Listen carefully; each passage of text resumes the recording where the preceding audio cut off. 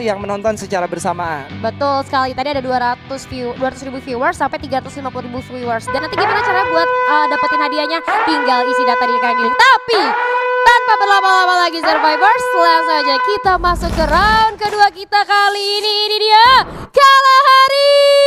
And yes, this is it. Kalahari kita bisa melihat bagaimana pembagian dari pesawat masih cukup adil.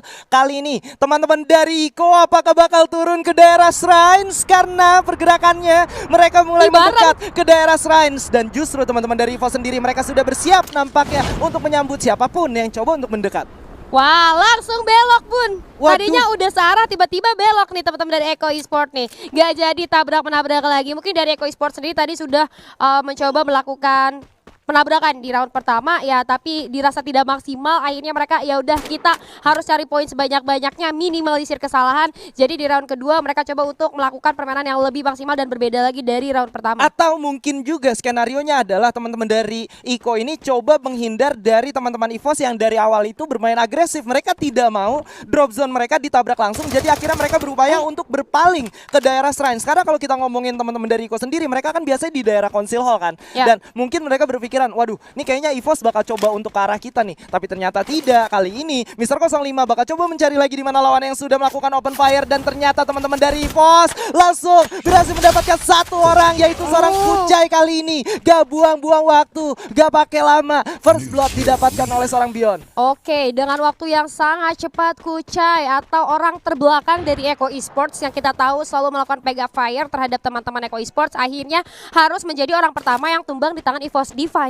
Itu dia. Dan akhirnya teman-teman dari EVOS Divine sendiri sudah berhasil mengantongi 1 poin eliminasi tambahan. Dan ini menjadi kerugian yang lumayan besar untuk teman-teman seperti Iko yang sedang membutuhkan poin. Yes, betul sekali. Namun kita pindah dulu nih ke arah POV dari teman-teman Kings. Oh, ini Eko. Tapi sebenarnya kalau kita ngomongin tentang satu orang yang terculik di awal permainan seperti ini sebenarnya nggak menjadi masalah besar tentunya. Karena ingat, kita masih ada revival system yang mana dari setiap tim masih bisa punya kesempatan untuk menghidupkan temannya kembali. Namun di posisi yang dimiliki oleh Eko Esports di panggung yang cukup tinggi kali ini ada Lexus Boy yang harusnya sih masih belum ketahuan karena jaraknya lumayan jauh juga kan. Mungkin itu akan menjadi satu ancaman nantinya kalau misalnya Lexus Boy keluar, karena dari tim Eko Esports bisa gue bilang dari setupnya lumayan menyebar dan secara vision akan lebih baik tentunya.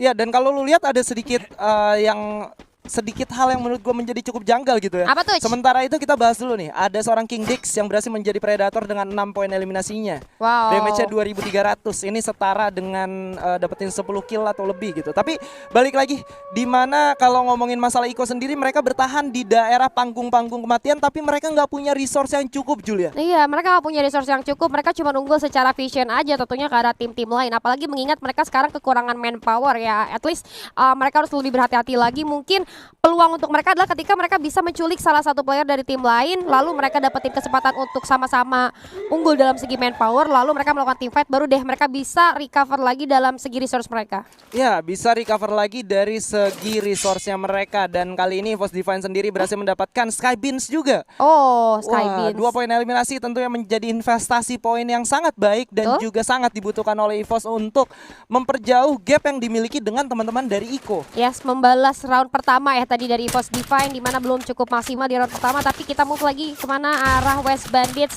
Kali ini sudah menerima beberapa tembakan yang cukup legit, tembakan pembuka peringatan dari teman-teman Eko Esports kali ini Skyla. Ya, dan ternyata teman-teman dari West Bandit yang notabene melakukan looting dan gak punya resource yang cukup banyak, mereka bakal coba untuk mundur terlebih dahulu. Tapi di lain sisi ada Aura Rosman yang berhasil mendapatkan seorang depth chill.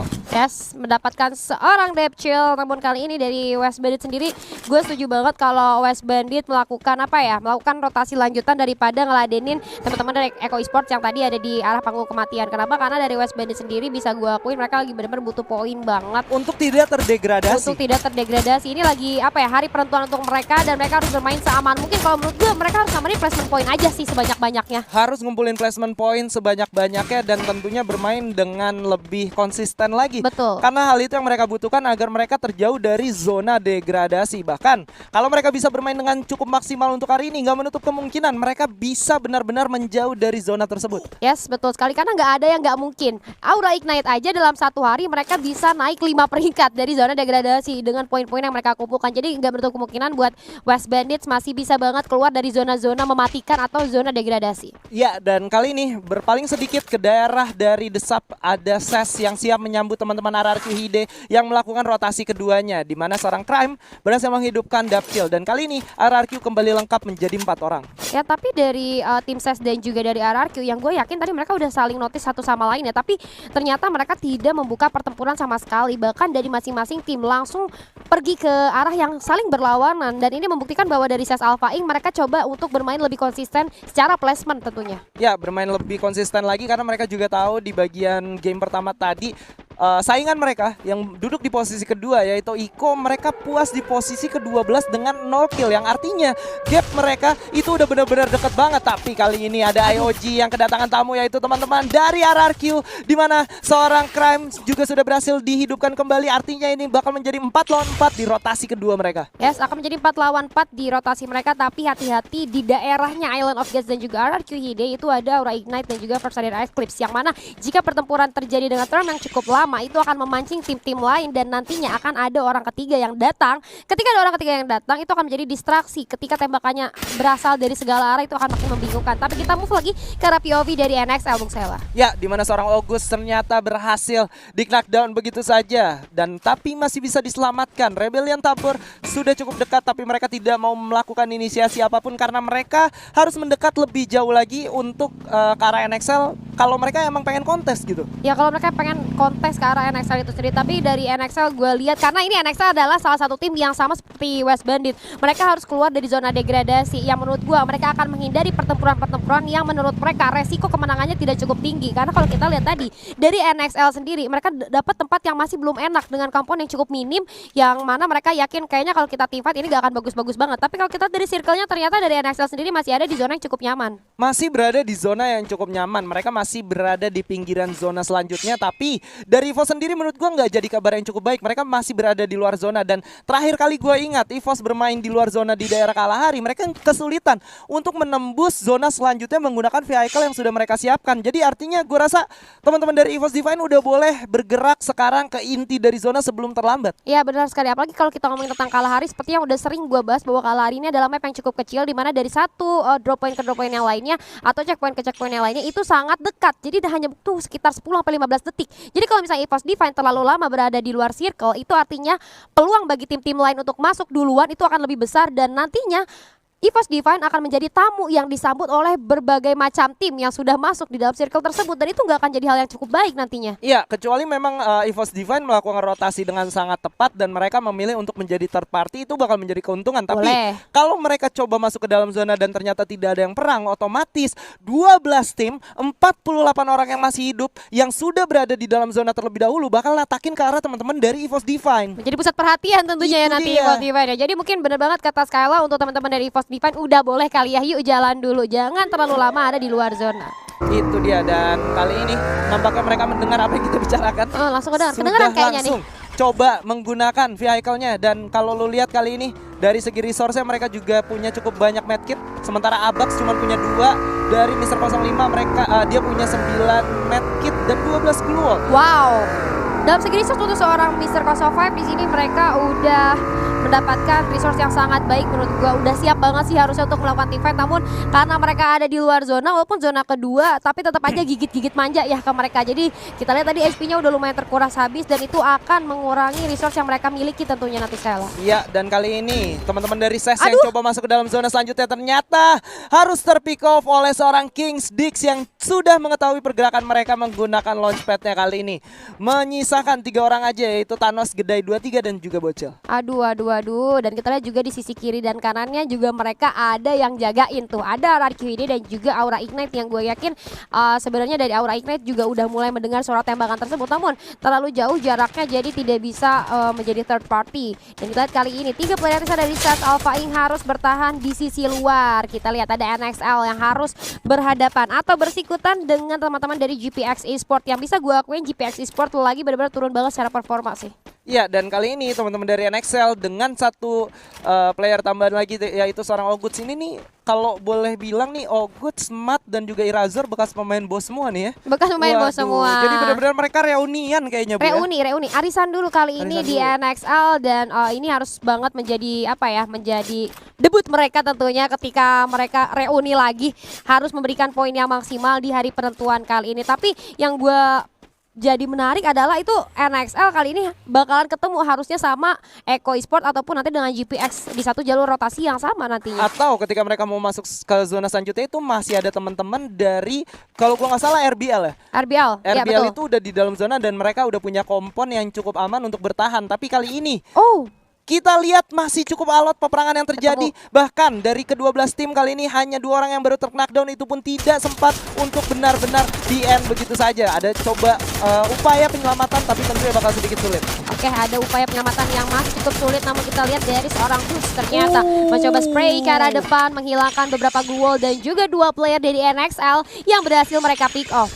Ya, berhasil di pick off dan menjadi satu sign yang cukup positif di mana Kucai juga sudah berhasil dihidupkan. Dan seperti yang kita ketahui ya, dari seorang Kucai juga nggak bisa dianggap remeh, Bu. Betul, nggak bisa dianggap remeh gitu kan. Tapi di sisi lain, 2 player dari tim IOG yaitu Jafra dan juga Lord harus terjatuh begitu saja. Sementara di sisi lain ternyata Eko Esport berhasil memulangkan tim NXL di posisi ke-12, Kayla. Iya, dan kali ini ada seorang Guns yang coba terus menembaki glue wall yang sudah dibuat oleh Aura. Sementara EVOS 2 orang sudah ter-knockdown kali ini. Apakah bisa bertahan dari gempuran teman-teman Burst Riders di mana ada tembakan yang berhasil menembus pertahanan mereka, menyisakan 1 orang aja, di mana Souza mulai bergerak untuk melakukan satu inisiasi reviving terlebih dahulu. Tapi Darko coba untuk melanjutkan peperangannya. Abak sudah ter-knockdown, menyisakan 1 orang yaitu Mr. 05 melawan 2 orang sekaligus. Apakah bisa? Tapi ternyata tidak cukup kuat karena Burst Riders berhasil menumbangkan EVOS Divine di posisi ke-10. Hasil yang masih kurang maksimal didapatkan oleh teman-teman dari EVOS Divine kali ini di round kedua. Sementara rival mereka itu Eko Esports kali ini masih bertahan dengan 4 poin eliminasi. Kayla, apakah ini akan menjadi peluang untuk Eko Esports menyusul ketertinggalan mereka atas EVOS Divine? Tentunya ini bakal menjadi peluang karena teman-teman dari Iko sendiri seperti yang kita ketahuin, kalau mereka berhasil masuk ke zona ketiga biasanya mereka selalu finish di posisi top 5. Dan artinya dengan EVOS yang gak punya banyak poin eliminasi, dengan EVOS yang gak terlalu punya poin placement yang bagus, ini membuka kesempatan mereka untuk mengejar ketertinggalan mereka. Karena di day sebelumnya kita tahu bahwa perbedaan antara EVOS dan Iko itu kurang lebih sekitar 90-an. 90-an, tapi karena kita belum tahu pasti ya, karena klasmennya juga belum di-up kan ya, masih jadi rahasia. Tapi menurut gua Eko Esport masih harus lebih try hard lagi sih untuk mengejar ketertinggalan mereka. Betul banget kata Skyla, tertinggal sekitar 90 poin lebih. Dan kali ini Eko Esport sudah mulai menemukan mangsa barunya di mana GPX Esports akan menjadi next target untuk teman-teman dari Eko Esport. Ya, Iko sendiri kali ini bermain di pinggir zona dan memiliki satu vehicle yang bisa dimanfaatkan untuk masuk ke zona selanjutnya. Tapi pair dari Iko sendiri mereka nggak bakal mudah untuk masuk ke zona selanjutnya karena kalau lu lihat kompon yang ada di dalam zona udah diisi oleh RBL dan juga diisi oleh teman-teman First Riders. Kalau mereka tidak rotasi dan atau ketika mereka melakukan rotasi ini bakal dibegal habis-habisan kecuali mereka bisa menentukan rotasi arah mana yang paling baik. Tapi kita bakal bermain sedikit ke arah teman-teman RRQ yang sudah dihujani peluru oleh teman-teman Kings kali ini. Bakal coba untuk bertahan dan mengambil kompon di dalam zona terlebih dahulu yang berdekatan dengan anak-anak SES. Yes, betul sekali. Namun dari tim Kings ternyata membagi vision mereka ke 2 arah sekaligus, di mana di sisi lain juga ada tim West Bandits tentunya yang siap untuk masuk ke area pertahanan dari Kings Esport. Namun RRQ Hide harus kehilangan 2 playernya. Kali ini menyisakan seorang Prime dan juga Aba yang HP-nya udah tersisa sedikit lagi melakukan medikasi. Hati-hati, hujan peluru sudah bisa menjatuhkan mereka, di mana udah ada glue wall yang coba untuk mengurung dirinya. Tidak bisa dihindari lagi peluru yang sudah sampai di area RRQ Hide, harus benar-benar ditahan dulu kali ini Skyla. Ya, dan justru Aura yang mendengarnya ada peperangan di daerah selatan, mereka coba untuk bergabung dan langsung disambut oleh teman-teman SES kali ini. Tapi West Bandit gak bakal menurunkan temponya. Walaupun 2 Dua orang sudah ter-knockdown tapi masih menjadi ancaman untuk teman-teman Kings yang masih lengkap 4 orang. Coba mencari di mana lawannya berada. Alpha coba untuk menahan pergerakannya dan tidak bisa menyisakan 1 orang aja dari teman-teman Kings kali ini. Dan sorry, dari WB maksud gua. Dan sementara itu Kings bakal coba melakukan resetup terlebih dahulu. Apa yang sudah dihajar? Gedai berhasil mendapatkan 1 knockdown terhadap seorang Kezal dan bakal langsung di-end begitu saja. Sementara Rehans bakal coba melakukan medikasi terlebih dahulu. Zona sudah mulai bergerak menyisakan 8 tim dan 24 orang. Oh, dari seorang Crime sendiri sudah terspot kehadirannya di area Watchtower dengan adanya glow yang dia pop up itu membuat musuhnya akhirnya tahu bahwa dia ada di arah Watchtower tersebut dan dalam bahaya. Coba untuk melakukan medikasi. Wah, HP-nya tinggal 11 lagi tuh bahaya banget, tapi gue yakin gak akan dilepasin. Teman-teman dari tim Aura Ses yang sudah melihat adanya rotasi dari musuhnya mungkin akan ikutan untuk coba cari satu player dari arah Rico, namun Rev pun berhasil dijatuhkan. Skybeams, apa yang terjadi? Berhasil hilang dari Kalahari di posisi ke-7. Yes, di posisi ke-7 bukan kabar baik tentunya, tapi kali ini kita beralih sedikit ke POV dari First Riders yang sudah bertahan di daerah yang mereka inginkan dengan 5 poin eliminasi dan juga tentunya masih ada 3 orang. Menjadi satu hal yang cukup penting untuk mereka mempertahankan kompon di sini karena masih ada beberapa tim yang berada di luar zona. Ya, masih ada beberapa tim yang ada di luar zona. Bahkan kalau kita lihat ke arah Circle sendiri, sebenarnya belum ada tim yang bisa kita bilang enak. Nah, kecuali Rebellion, tapi itu baru 1 orang dan itu masih memungkinkan untuk yang lainnya kena cutting rotation gitu kan. Karena walaupun kita bilang Rebellion di sana itu jalur rotasi terbilang cukup aman,